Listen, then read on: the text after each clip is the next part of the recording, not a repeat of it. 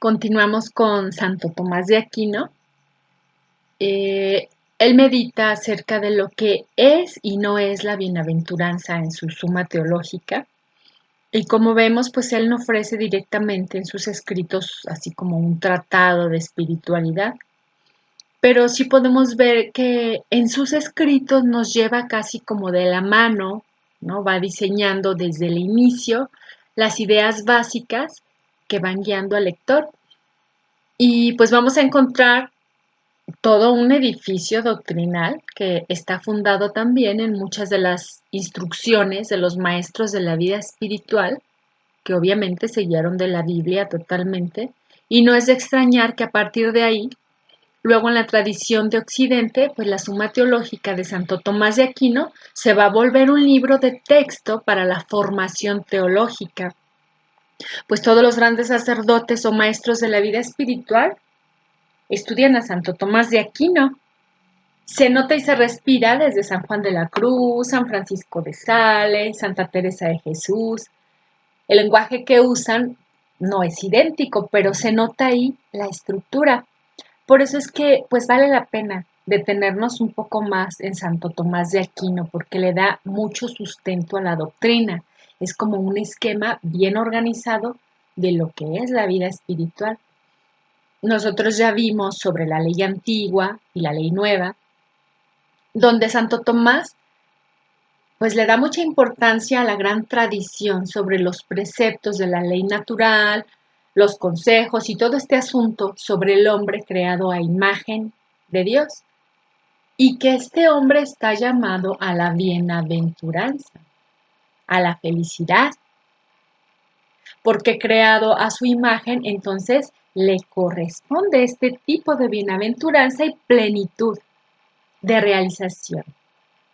A eso le llamamos bienaventuranza.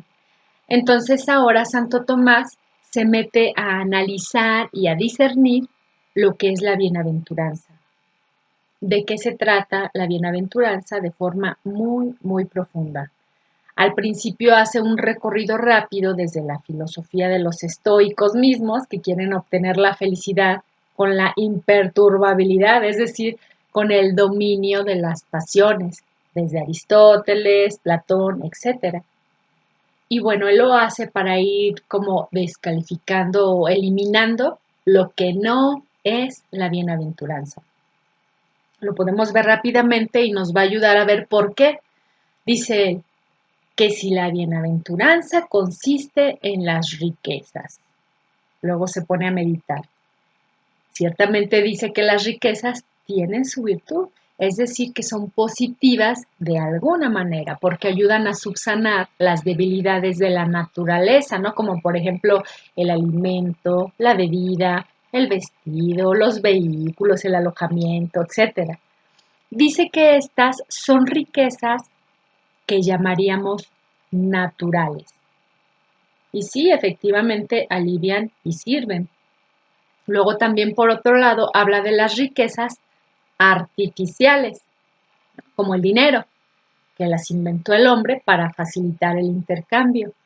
Dice Santo Tomás que evidentemente la felicidad no puede estar en las riquezas naturales porque las usamos para otras cosas y pues mucho menos las artificiales, ni mencionarlo, a menos que uno no esté sano mentalmente y utilice el dinero nada más para tenerlo en una vitrina o presumirlo para poder ser feliz.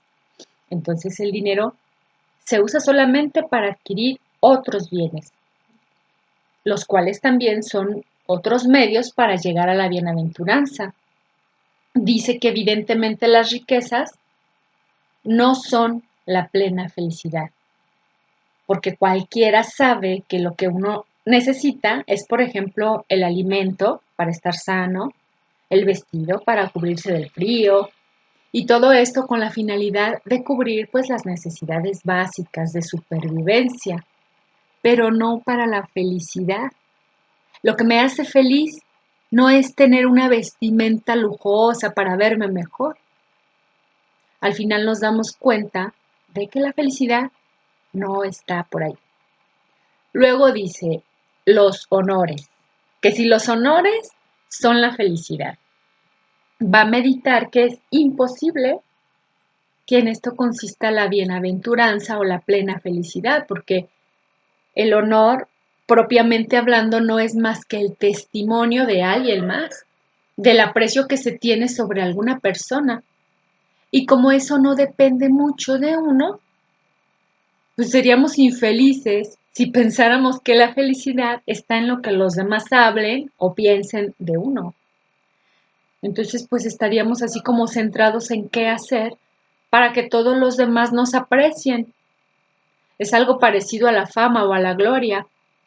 Es cierto que el honor podría, así como un poquitito, acompañar para sentir satisfacción, ¿no? Ya sabemos que hay como cierto sentimiento de placer en sentirnos reconocidos.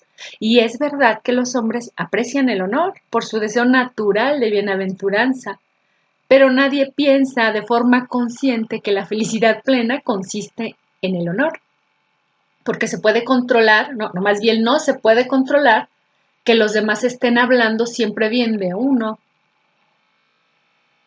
Con mayor razón, la felicidad no consiste en la fama o en la mera gloria terrenal. La fama de la que aquí estamos hablando es pues la popularidad, y el honor sería propiamente el reconocimiento.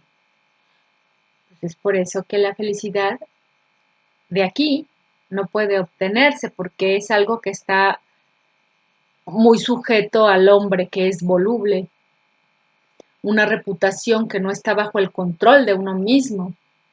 Santo Tomás de Aquino diría: qué felicidad podrías encontrar en ser alabado por un tonto.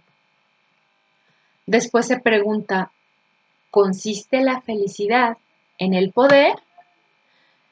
¿Por qué no puede ser el poder la bienaventuranza? Porque efectivamente, aunque se tenga poder y capacidad para realizar lo que uno quiere externamente, aunque uno pueda hacer que los demás se dobleguen ante nuestra voluntad, pues podría carecerse, por ejemplo, de salud, o lo que es peor, tener poder y carecer de sabiduría. Pero dice Santo Tomás que el poder no nos puede dar la bienaventuranza, aunque bueno, si se desempeña virtuosamente al lado de Jesús, pues probablemente nos lleve a la bienaventuranza, ¿no? Pero el poder a solas no. Luego reflexiona si consiste la felicidad en el bien del cuerpo. Pues obviamente él dice que no es así, porque efectivamente uno sabe que puede tener muy buena salud o muchas fuerzas en el cuerpo, pero carecer de fuerzas en el alma. Además, todo el mundo sabe que son más satisfactorios los bienes espirituales que los bienes corporales. Es más atesorada para el hombre la satisfacción psicológica o espiritual que la corporal. Luego lo siguiente que se pregunta es: ¿el placer es la bienaventuranza? Pues claro que no. Puede acompañar, pero sin lugar a duda, el puro placer a secas no es la bienaventuranza. Básicamente lo que aquí deduce Santo Tomás es que ese placer sensible, corpóreo, es pasajero. Si la intención de este placer está siendo conducido a un fin espiritual, se descubriría, según Santo Tomás, que lo verdaderamente placentero radica en los bienes del alma, pero no es el último fin del hombre. Es decir, que el placer tampoco es la bienaventuranza. Luego, el siguiente punto para su reflexión es si la bienaventuranza consiste en algún bien del alma.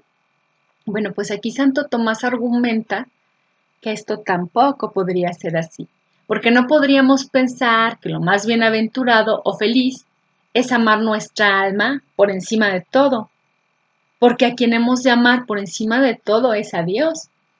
Dice a la letra: es imposible que el fin del hombre sea su alma solita o algo de ella.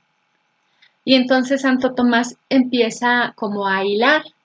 Dice que nuestra alma por sí sola, pues siempre le falta algo, está incompleta. Puede llegar a ser más sabia, más virtuosa, pero pensar que el contemplarla me va a traer la felicidad, pues no. En cambio, si uno piensa que a través del alma se puede alcanzar una serie de bienes celestiales, hacernos mejores, más virtuosos, de alguna manera el hombre solo consigue la felicidad mediante el alma. Todas estas razones que va eliminando Santo Tomás, pues le van a dar pie para irse preguntando entonces, ¿qué es la bienaventuranza? Y bueno, pues él le va a dar muchas vueltas, va a examinar. Pero lo que aquí nos interesa es que una vez que ha descalificado o eliminado lo que no es la bienaventuranza, le va a servir como advertencia para que en la vida espiritual el hombre no ponga su meta en ninguna de estas cosas, ni en los placeres, ni en los honores, ni en las riquezas, ni en el poder. Esa no es la meta. La meta del hombre o su bienaventuranza es básicamente la contemplación de Dios. Pero obvio que no se trata de una contemplación pasiva o meramente intelectual, sino en la unión, en la participación de la esencia divina. La bienaventuranza última y perfecta solo puede estar en lo que él va a llamar la visión de la esencia divina. Lo que Santo Tomás de Aquino piensa es que nuestra alma e inteligencia están hechas para ser saciadas únicamente con la verdad y no se va a sentir satisfecha hasta permanecer en ella. La verdad es lo que le va a dar sosiego a nuestra alma. Él lo explica con una metáfora, dice, por ejemplo, si se conoce el eclipse del Sol y se piensa que está producido por una causa y se admira de ella, pero no sabe qué es, y porque se admira, investiga, y esta investigación no cesa hasta que llega a conocer la esencia de la causa, y así el entendimiento humano conoce el efecto de la creación. En pocas palabras, lo que Santo Tomás quiere transmitir es que entenderlo todo será motivo de satisfacción, de plenitud. Piensa que indudablemente conocer a Dios nos va a hacer sumamente felices. Lo que está enfatizando Santo Tomás es que este tipo de contemplación es un modo de participar de la vida divina.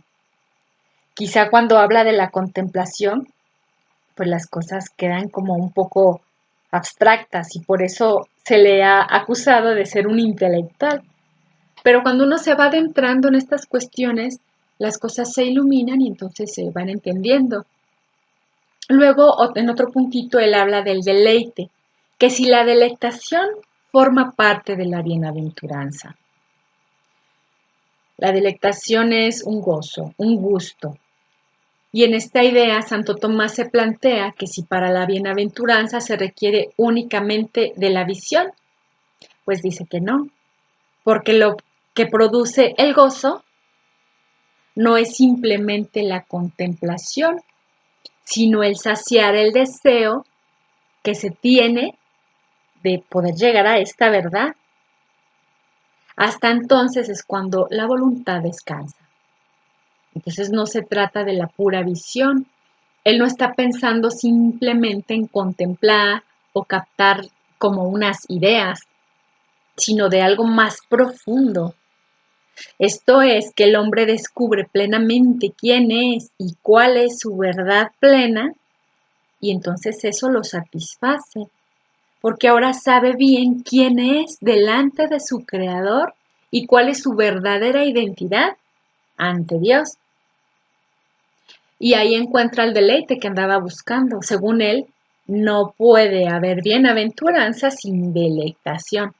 Sin embargo, es más importante la visión que la delectación, porque justamente lo que causa la delectación, pues es la visión de la esencia divina. Esa manera de estar delante de Dios, cara a cara, de forma literal, es lo que él llama visión. Y el deleite viene por la contemplación de la presencia real de Dios. No se trata de imaginar a Dios. No se trata de un ideal, sino que hay como una certeza, una realidad de lo que Dios mismo es. Después entra él a otro punto mucho más profundo y más complejo. Él se cuestiona si se requiere de la comprensión para la bienaventuranza. Y poco a poco se va adentrando al significado de comprensión, que es diferente a lo que nosotros conocemos del verbo comprender. De hecho, se escribe diferente con H intermedia, comprensión. Lo de la comprensión es tal vez una de las cuestiones más filosóficas que él va a tratar, porque lo que señala es que por más inteligencia que tengamos, no podemos abarcar completamente a Dios, porque somos seres limitados. Entonces lo que se pregunta es si saber que no lo estamos comprendiendo todo, no nos dejaría entonces como una especie de nostalgia, pero no, él llega a la conclusión de que no. Santo Tomás piensa que el hombre se sacia con su propia capacidad y no va a echar nada de menos. Lo que aquí explica de la comprensión es que se puede entender de dos maneras.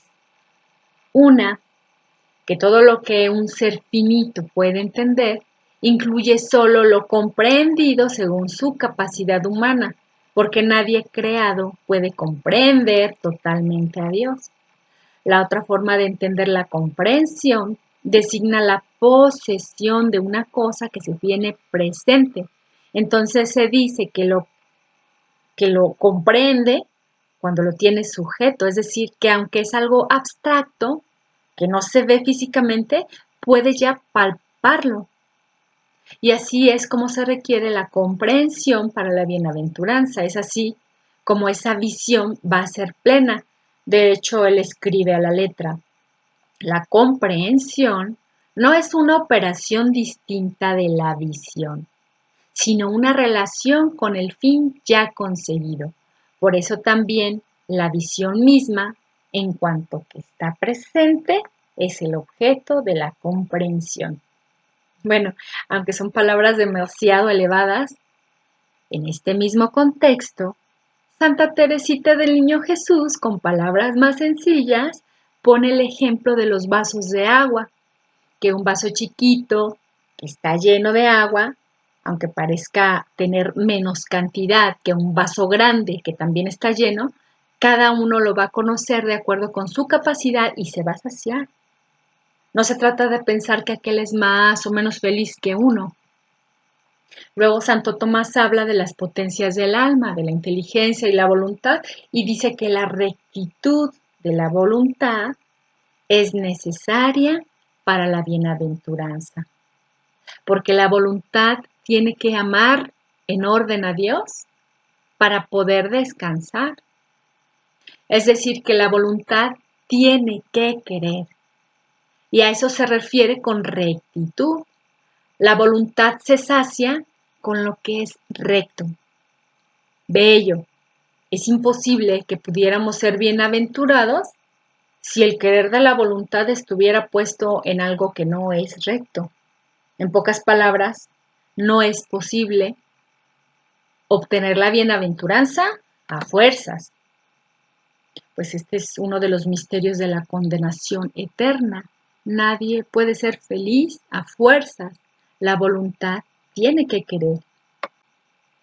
Luego, entra todavía más profundo en su meditación. Él se pregunta: ¿para la bienaventuranza del hombre se requiere del cuerpo? Bueno, aunque parezca que él se contradice en la Suma Teológica, cuando ya Santo Tomás ha dicho que los bienes corporales no nos hacen felices, bueno, antes hablaba de los placeres carnales, es totalmente otra idea. Pero por otro lado aquí dice: objeciones por las que parece que se requiere del cuerpo para la bienaventuranza. El alma no tiene la perfección de la naturaleza sin cuerpo, y toda parte separada de su todo es imperfecta. Por consiguiente, el alma no puede ser bienaventurada sin el cuerpo. Respondo. Hay dos clases de bienaventuranza, una imperfecta, que se tiene en esta vida, y otra perfecta que consiste en la visión de Dios.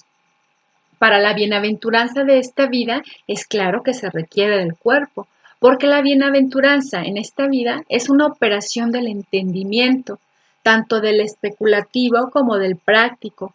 Pero no puede haber operación del entendimiento en esta vida sin imagen, la cual solo está en un órgano corpóreo. Y así la bienaventuranza que se puede tener en esta vida depende de algún modo del cuerpo. Aquí Santo Tomás argumenta que la comprensión o la visión es lo más perfecto, pero como nosotros en este mundo no entendemos sin la ayuda de los órganos sensoriales, necesitamos el cuerpo, pero ¿qué tal que en el cielo sí pudiéramos tener esta visión? Y entonces él expone lo siguiente acerca de la plena bienaventuranza. Algunos afirmaron que no puede llegarle a un alma que existe sin cuerpo. Bueno, esta obviamente es una de las opiniones de Santo Tomás. Esto no es de fe, esto lo puede uno creer o no creer. Incluso dice que las almas de los santos, separadas de los cuerpos, ya tienen la visión de Dios y ahí tienen por una parte la bienaventuranza. Dice que el alma puede contemplar la visión divina porque no es un sensible. No se necesitan los órganos sensibles porque Dios no tiene color ni sabor, pero también se da cuenta de que el hombre es por naturaleza corpóreo. Incluso dice que las almas separadas del cuerpo ya no conforman un hombre. Ser corpóreos es nuestra naturaleza. De hecho, expone. Por eso, cuando pregunta a San Agustín si puede darse aquella bienaventuranza suprema a los espíritus sin cuerpo de los difuntos, responde que no pueden ver la sustancia inconmutable como la ven los santos ángeles. Bien, porque hay en ellos un apetito natural de gobernar el cuerpo, o bien por una causa más oculta. Bueno, pues los ángeles son una especie diferente. No se trata de que el cuerpo, cuando muere, el alma se convierte en un ángel. Es arbitrario pensar eso. Con esto dice que es imposible que el hombre, por su propia naturaleza, pueda ver a Dios como la ven los ángeles, porque lo propio del alma humana es gobernar un cuerpo, es lo que nos hace hombres. Además de que la fe en la resurrección de la carne pertenece al designio divino. No cae en la trampa de colocar la bienaventuranza en una especie totalmente espiritual o angelical, que es una de las herejías de la vida espiritual, el angelismo, imaginar que somos ángeles después de la muerte y que por lo tanto la bienaventuranza sería propia de ángeles. Agrega, ¿se requiere para la bienaventuranza la perfección del cuerpo?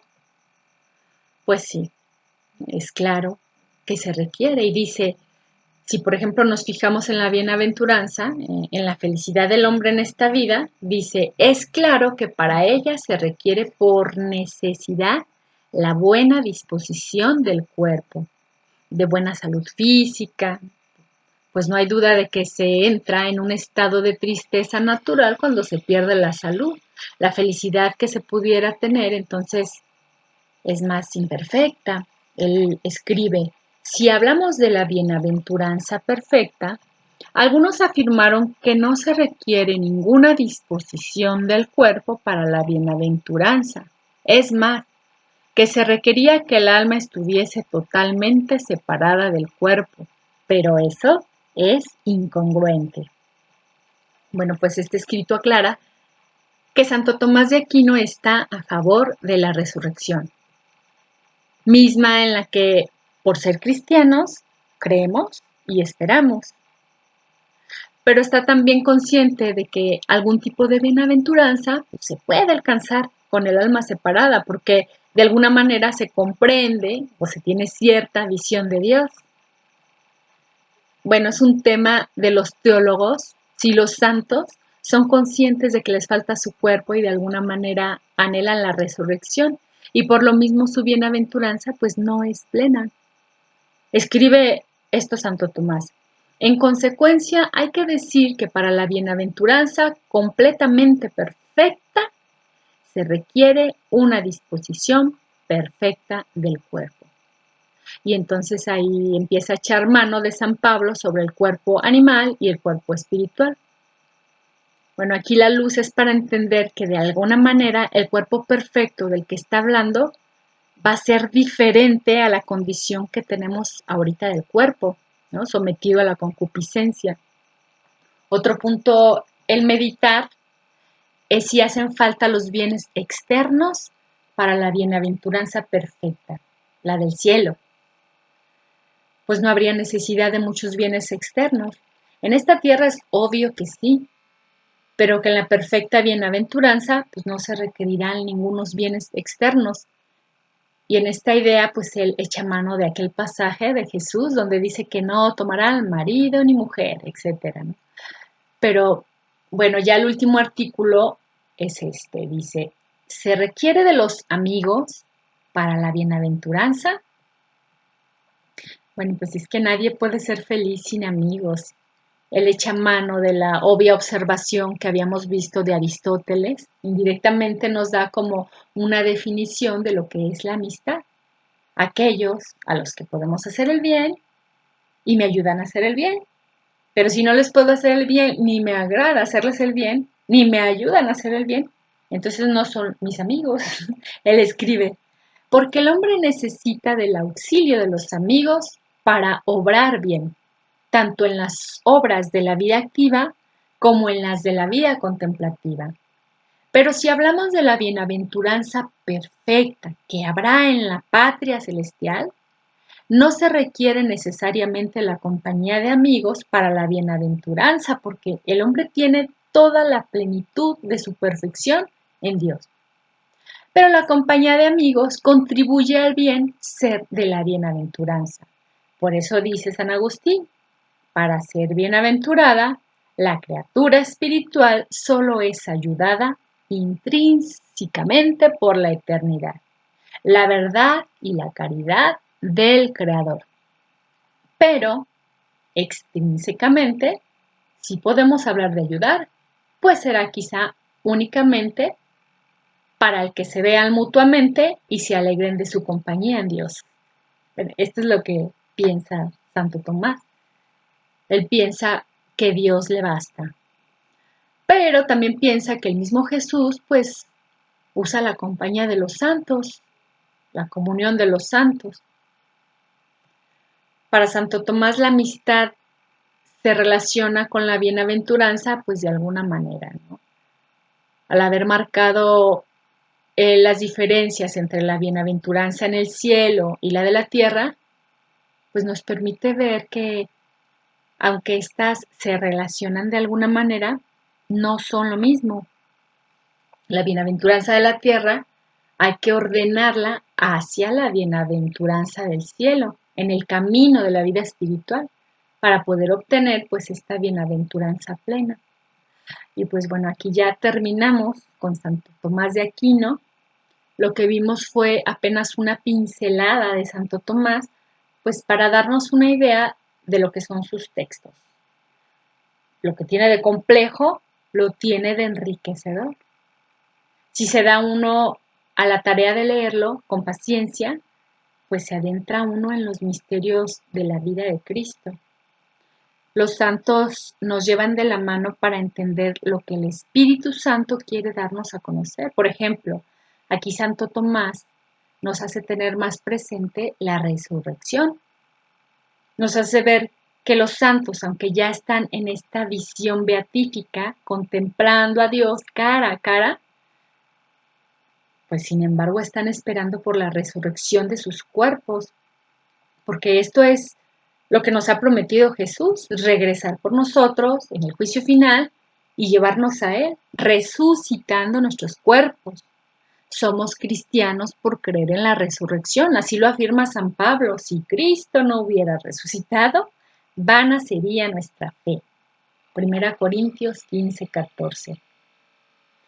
Es una hermosa esperanza de vida el tener en mente que no todo acaba con la muerte, sino que mejora. Muchos aseguran que nadie ha muerto y regresado a decirnos lo que hay allá, pero no hay que olvidar que esto nos lo ha revelado Dios mismo en su palabra. Y bueno, esto nos motiva a amar como Dios quiere que amemos al prójimo para poder ganar ese reino.